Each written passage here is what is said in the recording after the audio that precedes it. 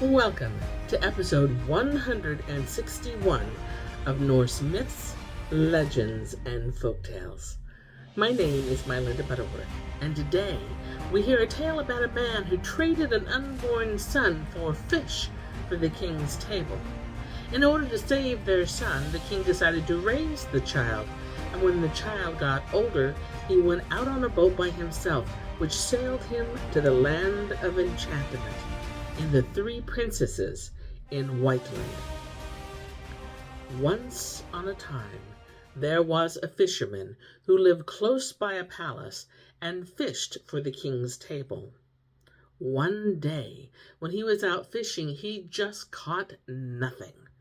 Do what he would, however he tried with bait and angle, there was never a sprat on his hook.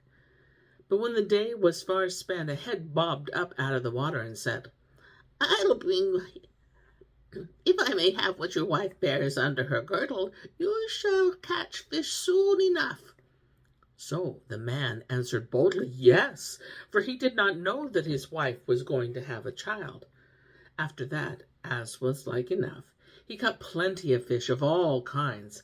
But when he got home at night and told his story, how he had got all that fish, his wife fell a-weeping and moaning, and beside herself for the promise which her husband had made, for she said, "I bear a babe under my girdle." Well, the story soon spread and came up to the castle, and when the king heard the woman's grief and its cause, he sat down to say he would care for the child and see if he couldn't save it. So the months went on, and when her time came, the fisherman's wife had a boy. So the king took it at once and brought it up as his own son until the lad grew up. Then he begged leave one day to go out fishing with his father. He had such a mind to go. He said at first the king wouldn't hear of it, but at last the lad had his way and went. So he and his father went out the whole day, and all went right and well till they landed at night. Then the lad remembered he had left his handkerchief, and he went to look for it. But as soon as ever he got into the boat, it began to move off with him at such speed that the water roared under the bow, and all the lad could do in rowing against it with the oars was no use. So he went, and he went the whole night, and at last he came to the white strand, far, far away. There he went ashore, and when he had walked about a bit, an old man met him with a long white beard. "What's the name of this land?" asked the lad. "Whiteland," said the man, who went on to ask the lad whence he came and what he was going to do. So the lad told him. Aye," said the man. "Now, when you have walked a little farther along the strand here, you'll come to three princesses, whom you will see standing in the earth up to their necks, with only their heads out. Then the first, she is the eldest, will call out and beg you so prettily to come and help her, and the second will do the same. To neither of these shall ye go. Make haste past them, as you neither saw nor heard anything. But the third you shall go to, and do what she asks. If you do this, you'll have good luck. That's all." When the lad came to the first princess, she called out to him and begged him so prettily to come to her, but he passed on as though he saw her not. In the same way he passed by the second, but to the third he went straight up. "If you'll do as I bid you," she said, "you may have which of us you please." Yes, he was willing enough, so she told him how three trolls had set them down in the earth there, but before they had lived in the castle up among the trees. "Now," she said, "you must go into the castle and let the trolls whip you each one night for each of us. If you can bear that, you'll set us free." Well, the lad said he was ready to try. "When you go in," the princess went on to say, "you'll see two lions standing at the gate, but if you'll only go right in the middle between them, they'll do you no harm. Then go straight on into the little dark room and make your bed. Then the troll will come to whip you, but if you take the flask which hangs on the wall and rub yourself with the ointment that's in it, whenever his lashes fall, you'll be as sound as ever. Then grasp the sword that hangs by the side of the flask and strike the troll dead." Yes, he did as the princess told him. He passed in the midst between the lions as if he hadn't seen them and went straight into the little room. And there he lay down to sleep. The first night there came a troll with 3 heads and 3 rods, and whipped the lad soundly. But he stood it till the troll was done. Then he took the flask and rubbed himself and grasped the sword and slew the troll. So when he went out the next morning, the princess stood out of the earth up to their waists. The next night 'twas the same story over again, only this time the troll had 6 heads and 6 rods, and he whipped him far worse than the first. But he went out the next morning. The princesses stood out of the earth as far as the knee. Then the third night there came a troll that had 9 heads and 9 rods, and he whipped and flogged the lad so long that he fainted away. Then the troll took him and dashed him against the wall. But the shock brought down the flask, which fell on the lad, burst, and spilled the ointment all over him. So he became as strong and sound as ever again. Then he wasn't slow. He grasped the sword and slew the troll. And the next morning, when he went out of the castle, the princesses stood before him with all their bodies out of the earth. So he took the youngest for his queen, and he lived well and happily with her for some time. At last he began to long to go home for a little to see his parents. His queen did not like this, but at last his heart was so set on it, and he longed and longed so much, there was no holding him back. So she said, "One thing you must promise me, this, only to do what your father begs you to do, and not what mother wishes." And that he promised. Then she gave him a ring which was of that kind that anyone who wore it might wish 2 wishes. So he wished himself home, and when he got home, his parents could not wonder enough what a grand man their son had become. Now when he had been at home some days, his mother wished him to go up to the palace and show the king what a fine fellow he had come to be. But his father said, "No, don't let him do that. If he does, we shan't have any more joy of him this time." But it was no good. The mother begged and prayed so long that at last he went. So when he got up to the palace, he was far braver, both in clothes and array, than the other king, who didn't quite like this, and at last said, "Oh, very well, but here you can see my queen, what like it she is. But I can't see yours, that I can't. Do you know I scarce think she's so good-looking as mine."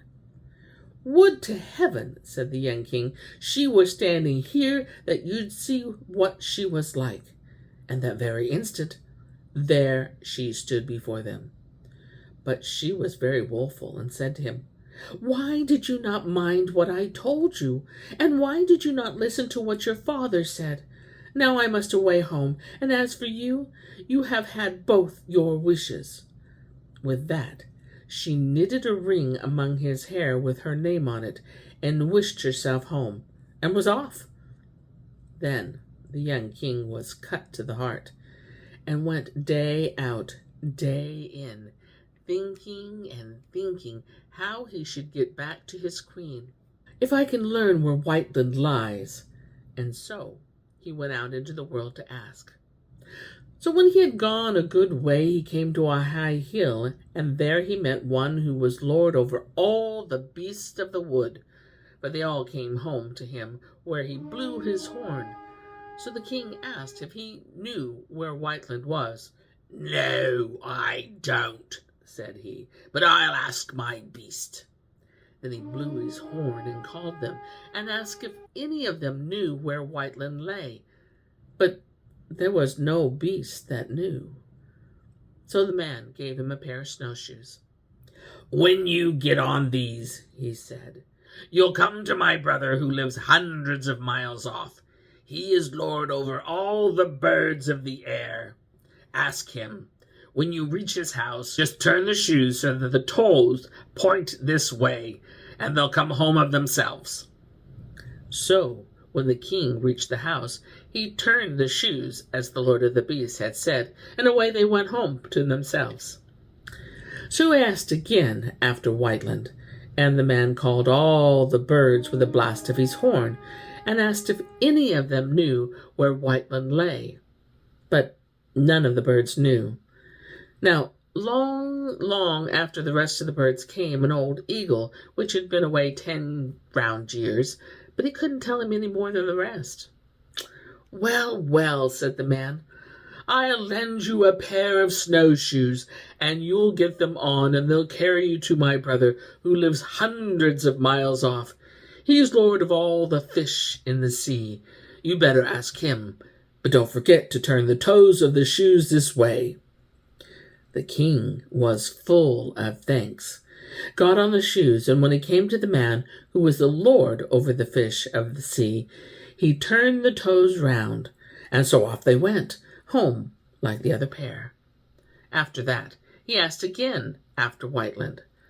So the man called the fish with a blast, but no fish could tell where it lay. At last, an old pike, which they had great work to call home, he was such a way off. So when they asked him, he said, "Know it? I should think I did. I've been cook there 10 years, and tomorrow I'm going there again. For now the Queen of Whiteland, whose king is away, is going to wed another husband." "Well," said the man, "as this is so, I'll give you a bit of advice. Hereabouts on a moor stand 3 brothers, and here they have stood these 100 years, fighting about a hat, a cloak, and a pair of boots. If anyone has these 3 things, he can make himself invisible and wish himself anywhere he pleases. You can tell them you wish to try the things, and after that you'll pass judgment between them, whose they shall be." Yes, the king thanked the man, and went and did as he was told. "What's all this?" he said to the brothers. "Why do you stand here fighting forever and a day? Just let me try these things, and I'll give judgment whose they shall be." They were very willing to do that. But as soon as he had got the hat, the cloak, and the boots, he said, "When we meet next time, I'll give you my judgment." And with these words, he wished himself away. So he went along up in the air. He came up with the north wind. "Whither away?" roared the north wind. "To Whiteland," said the king. And then he told him all that had befallen him. "Ah," said the north wind, "you go faster than I. You do, for you can go straight while I have to puff and blow round every turn and corner. But when you get there, just place yourself on the stairs by the side of the door, and then I'll come storming in as though I were going to blow down the whole castle. And then, when the prince who is to have your queen comes out to see what the matter, just you take him by the collar and pitch him out of the doors. Then I'll look after him and see if I can't carry him off." Well, the king did as the north wind said. He took his stand on the stairs, and when the north wind came storming and roaring and took hold of the castle walls so that it shook again, the prince came out to see what was the matter. But as soon as ever he came, the king caught him by the collar and pitched him out of the doors. And then the north wind caught him up and carried him off. So, when there was an end of him, the king went into the castle. And at first his queen didn't know him. He was so wan and thin through wandering so far and being so woeful. But when he showed her the ring, she was glad as glad could be. And so the rightful wedding was held, and the fame of it spread far and wide. And here is where I end my tale for today. But I'll be back with more tales, many more tales. Until then, my friends, enjoy the journey.